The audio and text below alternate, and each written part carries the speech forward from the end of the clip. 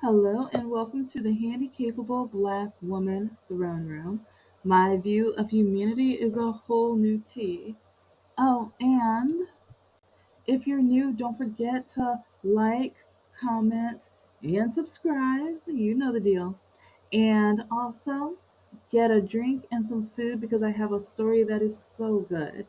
And I hope you've been enjoying the stories thus far if you've been here. Just know that as the handicapable black woman, I talk about stories that especially relate from the person of color, African American perspective, also the women's perspective, and disability. I'm kind of a triple threat when it comes to representation in unique aspects, let's just say, because I see and hear things that other people wouldn't because of the way I look and the way I am. So, but, anyways, okay, let's talk about mental health for men. And yes, I'm not a man, I'm not, but I date them. Oh, yeah, and sometimes I wonder, I'm like, God, really? But yeah, I date them. So, one thing a lot of people need to remember that with a lot of men, they become fathers. And you don't need a license, you don't get a prescription, you don't need anything to become a father. Unless you adopt. And it's funny, when you adopt, you have to go through all this paperwork and filing because they have to make sure that you're suitable to be a father or like adoption or foster and everything like that. But if you just want to skip all of that, hey, one night stand, get married real quick, do whatever, and bada boom, bada bing, you're a father. It's like, and only if you do so many horrible things can they take the child away, etc., etc. But if it's a foster or oh, it's like, but then it's kind of an odd cycle because now America is trying to force women to have the children, and they're saying once you have the child, you will not give them up. Once you have the child, you will love them and you'll take care of them. Once you have the child, whatever, whatever, whatever.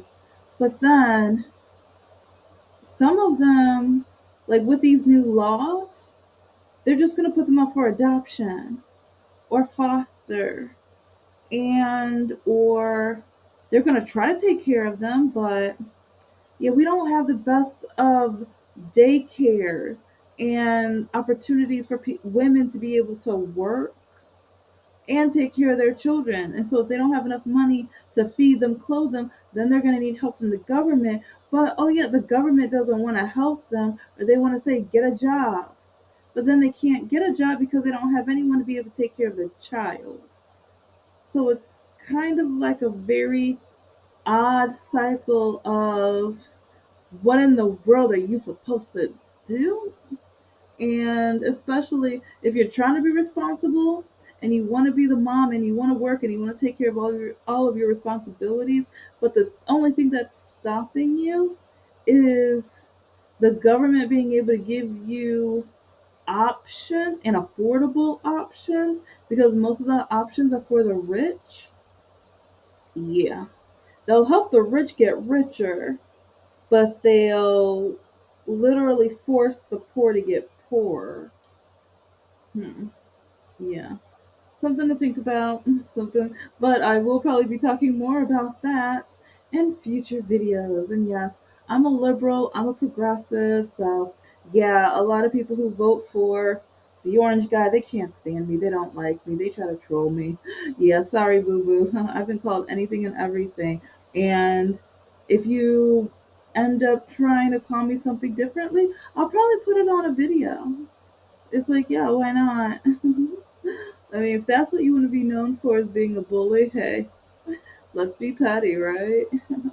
But okay. So, anyways, to mental health, let's just we need to fix this situation in America, because there are a lot of men who become fathers, and some of them should not be fathers, or a lot of them, they need the therapy, they need the resources, they need certain things so that they will be able to be a good role model or just a decent role model for their child, so that when their child leaves the house, they won't have such damage, like influence or damage identity, to the point where, yeah, now they're dating and now they're leaking their toxicity within others or on others and tearing other people apart because of the damage that their fathers have placed on them. Yeah, yeah, if it hurts, I'm talking about you. Anyway, so one question I have for this episode: are kids born bad or made bad? I have to research this topic more and more. I do hope maybe within the next year or two to be able to have a full series or at least an episode on this precise topic, because teaching K through 12 on and off for 8 to 10 years and then becoming a part-time professor, I have seen something. I have seen a lot of things. I have seen so many things. And even a middle schooler who had to wear a tether. I forgot for how long. I think it was like 3 to 6 months. It was a long time. It was a long time. But I just remember I was like, we have a middle schooler coming to she's coming to school with a tether. Yeah. And then there was a third grader, because he was absolutely acting a hot mess in my class, refusing to do the work and trying to throw things at other students and myself.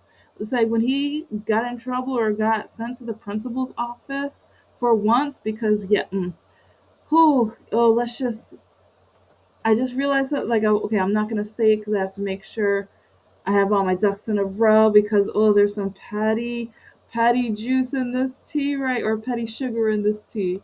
Patty sugar in this tea. Because the funny thing is how he for so long never got in trouble.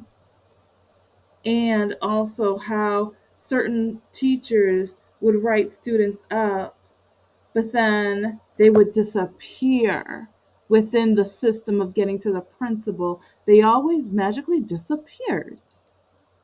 But this student came up and threatened me that he was going to slice my tires up. And it's like he was bragging because he was like, I know which car is yours. I'm going to slice up your tires. I'm going to do this, this, and this. And I'm just like, what? This because you couldn't get through the phonics, so you had a fit and started throwing things around the classroom? What? I've seen students get in fights over a Subway sandwich. And it's like, I don't know, it's like not many of the locations sell the crab meat or because yeah, it's like the tuna salad, yeah. But they had the seafood salad. That was so good. But yeah, I guess it didn't sell that well, so they stopped it or whatever. But yeah, so Subway, it's like if it hits, it hits. But oh my gosh, these boys really hit because like, and they were full on fist fight over the sandwich. So those are just a couple of examples. Those are only a couple of examples because I have so many more. But now we are going to get into something, because with this person, I have so many examples and I'm going to be telling them. And I'm possibly going to be retelling this story, because with a lot of my stories, I'm probably going to be retelling.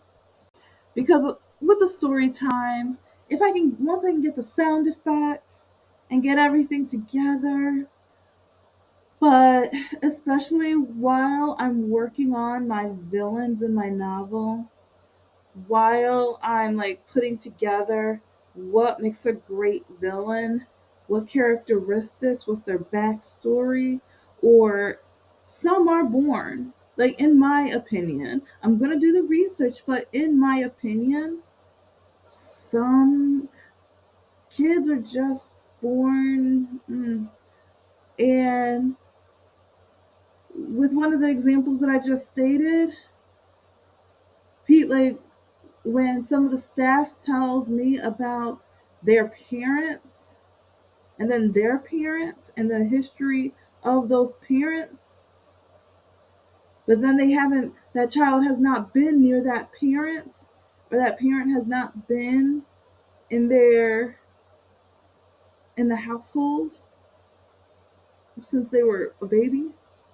So how in the world has this child been able to act so similar to this parent when they have not been around that parent and they do not know this parent, or they don't know the identity and the personality of this parent? So, and there's been times where I've had, and okay, another example. Some of these serial, well, I don't know if I could say that K word. Yeah, with YouTube, you got to be careful with the vocab. But okay, the serial, can I say murderers? Okay, okay. It's like, if this like, okay, with the serial offers, the people go around and just, slash people or whatever. It's like, a lot of times you hear how their childhood was good, but parents or family members or classmates, teachers, they saw red flags within them, but they were in an amazing household. They were brought up and they had such, like, how pristine and how great and amazing and everything their family was. But they kept seeing the red flags within that person.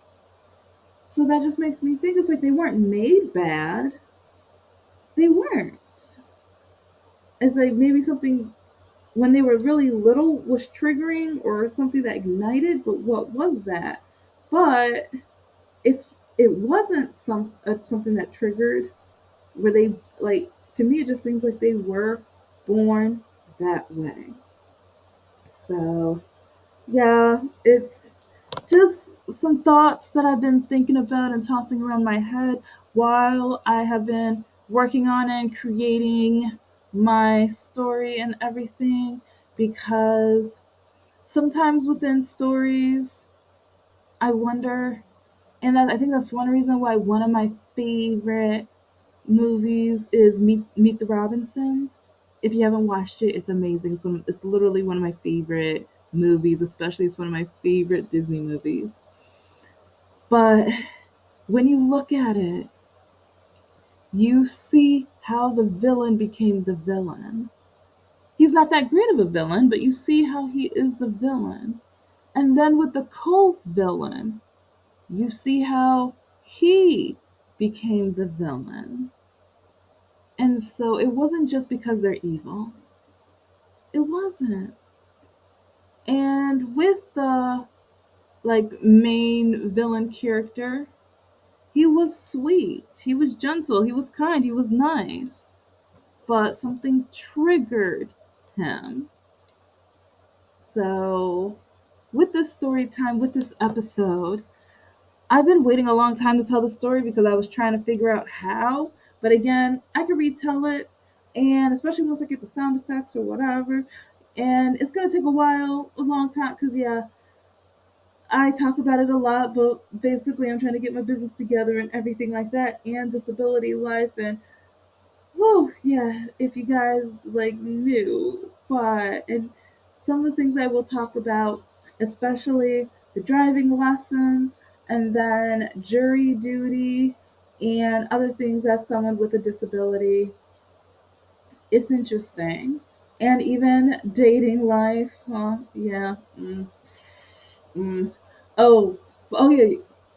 For my new guys, Just know. Yeah, I'm gonna have so many more dating nightmares. I haven't done them in a while because I was trying to do the story times to get my novel together and the greeting cards and blah blah blah blah blah blah. Yeah, all that jazz, all that stuff. If you've been listening, you kind of know, you know. But it's like I have so many screenshots right now. I know I have over 200 of different screenshots from different gentlemen who, because of my dating preferences, yeah, let's just say they don't like me. But at the same time, while dating, especially Mr. No Heart and Mr. Lockakey, and Miss Today story is based off of Mr. No Heart, I have learned the type of guy who will not try to change me.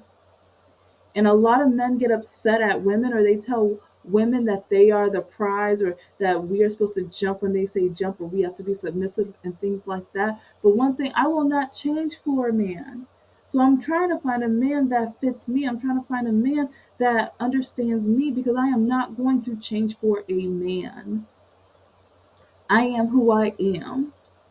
And I love cooking, and I'll clean, or with my disability there's some cleaning that I will not be able to do. And that's another reason why, like, trying to build my business, trying to get back into the working world and everything like that. If I Once I could save up my money so that I could retire early, and then even pay someone to be able to do the things that I'm not able to do, without a man telling me it's my job, without a man telling me that I'm lazy because I won't do it. Yeah. Or a man telling me, why are you trying to own your own business because you're a woman? Why you care more about your accolations or achievements and education and a business or whatever, and not your uterus? Oh yeah, and I just found out, one the African American young lady that played in Boy Meets World, she is pregnant at 52. Girl, get it. Girl, get it. Congratulations. I'm so happy for you. But okay, I'm going to start the story. But as I say the story, you're going to realize why I said all of these things, because it kind of needed an introduction, because this is a lot of components. And I kind of realized that I'm going to be repeating and saying different parts of the story, or when I say these stories, I'm going to say it and spin it in different ways, because as I've been studying it and looking at it from the father's perspective, and then this little girl's perspective, and then this her mother's perspective, and then the siblings' like, I keep looking and veering, and then even the white privilege perspective and things like that. Because yeah, oh, if you didn't know, Mr. Lockakey and Mr. No Heart, they're both white. Yeah, they're both white. Yeah. So when I talk about Mr. No Heart and how his mother said the only reason I got into like college is because I'm black, while her almost all of her children dropped out of college. Yeah, there's so many smart things I could have said to her. I only said one of them, but yeah, I'm Patty. So there, I might do an episode of the top 10 things I wish I could have told his mother, because she she's a MAGA person, and she was trying to turn me, like, so many times where they would even team up again. Okay, well, yeah, that's a different story. But you know what? I'll probably talk about this in the next story, because even thinking about that and how his daughter treated me, it makes more sense. So, okay, here we go. So, okay, Mr. No Heart. We dated for about 7 years, and with his youngest daughter, she was dreadful, awful, evil, conniving. This is all in my opinion, of course, in my opinion. But here are some examples of what she has done. I remember the time when I was at the house, and I was working on something. I was on my laptop, and I kept hearing like ugly and fat and stuff. And I'm like, what is going on? This no good little girl would follow her older sister and just say, "You're fat. You're ugly. You're really fat. You're fat. You know you're fat. You're really ugly." She would just keep on. So then, when the older sister would cry, and it's like, yeah, the father did kind of talk to the youngest daughter, but he only kind of talked. It's like he didn't like you need to teach your children respect, not just have a little like it was so demeaning. It's like to me, I'm looking at them like, do you know why your oldest daughter, like, I'm not going to say what she did, but there's certain things that ended up happening, and one reason is because of how they allowed the youngest one to treat her, because she kept doing it. Bedtime, I heard her while they were in bed. "You're ugly. You're fat." And I would open the door and I'm like, "Excuse me, what are you saying?" And I remember, oh, she was like a deer in headlights. She looked horrified because she knew I was not playing that. And you know what? To her, I probably looked like a villain in a way, because since she wanted to treat people like that, because oh yeah, she put bruises on me. She would come up and kick me and hit me as hard as she could. And when I went to the father, "Oh, she didn't do that. You probably hit your leg against the stairwell. You probably did this. You probably did that. So you don't believe?" And then there was a little boy that lived next door, and I will admit he was no angel, but I caught at least 4 times, where she would say something so mean to him. And so then he said something mean back. And one time I was like, "Ooh, that was good. That was good."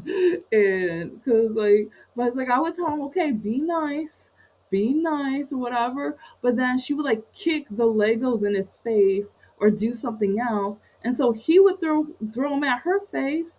But then she would run to the dad and skip everything she did and just say what he did. And so then he would get kicked out the house, and like it's like sometimes he would talk to his mother and blah blah blah, but it's like they always, like, the conversation always started with what he did, not with what she did. And that aggravated me. And I'm gonna say the longer version of the story, like, in another episode, but I need all of this to let you guys know, because one other example, because I'm gonna say all of these fragmented stories in its entirety soon. Trust me. But I hope all of, like, when it comes to developing a villain, knowing the backstory. But one time, like, grandma for Christmas, she saved up so much money for this, like, it wasn't a bicycle, but it was kind of like, it was something you could ride around in it, but it was pretty large, and it was hefty. It was pretty big too.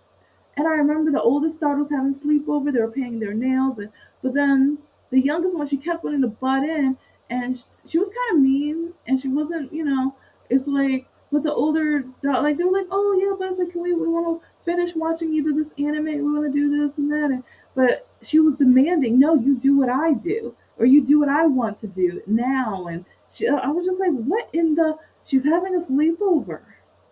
It's like you were playing outside with your friends most of the day. Like, why? Like, so if this, like, she was literally the baby of the family. If she did not get the attention she demanded, watch out, because that gift grandma gave her just that past Christmas, she turned into Hercules. Hercules, Hercules. Yes, she did. She picked up this. I still don't even know. I was like, how she picked this heavy thing up? It was like, it wasn't that heavy to me, but it's like she was like, I think maybe first or second grade back then. She picked up this thing, threw it at the wall, threw it at the wall, and broke it. It broke. But then, when her father could not fix it because that's how well she broke it, she's screaming and crying for her father to fix it. She's screaming and crying for him to fix it. And I'm in awe because I'm like, hold up, wait a minute, what? How are you going to demand your father to fix something that you on purpose, it wasn't by mistake? It was because of your jealousy, it's because of your hatred, it's because something maybe I was like, okay, if not hatred, it was like this, that's just a thought. Because if you had seen what happened and her screaming and crying and then her demanding him to fix it, I think that's the part that really gets to me. She was literally screaming for him to fix something. And if you saw the whole story, if you saw everything that happened, it's literally like you are paying the consequence for your own actions, but now you're blaming everyone else for something that you could have prevented this by either playing a game by yourself, finding a puzzle, doing something, or going up to see what your dad was doing. I don't know. I was like figuring like she can't stand me, so she knew not to get near me because I tried. And she's given me enough bruises to the point where I I stayed as far away from her at all possible because okay, one more. Okay, I'm not going to do it this episode, but the next episode I'll tell you the story. But here's a very short version of the time, like times on, like some of the times where I got the bruises. We would be sitting watching a movie, and he would want me to sit right next to him and everything, but then she would get jealous because yeah, I see like you know what, he's her king, like she's a little princess, she wants daddy's attention, that's her daddy, that's like okay, so I'm like, especially talking to other females and everything, I understand that. I was like, okay, I'm not going to judge because I know how people with daddy drama, whatever issues, whatever, okay, fine. But then so she would demand to sit on his lap. So then I'm like, okay, I'll give a little room or whatever because she's very. But then while watching the movie, she would start kicking me, and so I'm like, okay, can you stop kicking me? And she would kind of look at me and just kind of do this evilish, devilish kind of smile or whatever, and she would kick me some more. And I'm like, okay, you need to quit. And but then, okay, this is why I talk about the fathers. He would be like, "Oh, she's just playing with you. Do you see how hard she's kicking me?" Because then she would kick harder, and then harder, and then harder. And I'm looking at him.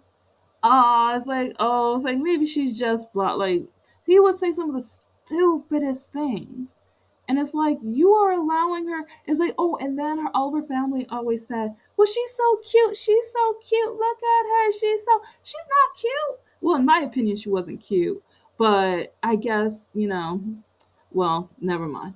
But it was just since she looks a different way, she has like the slightly curly blonde hair and everything, but I would leave the room at a certain point because I'm like, I'm not going to let this little nightmare treat me the way. And then she's going, I'm not going to let her, like, basically say she can take control of me or she has control of what I do or whatever. So I would just go up to another room because I was like, there's websites that. So yeah, I would go play another movie on my laptop, do what I want to do. And then the father would blame me though. He would blame me. But that's going to all be in another story as well.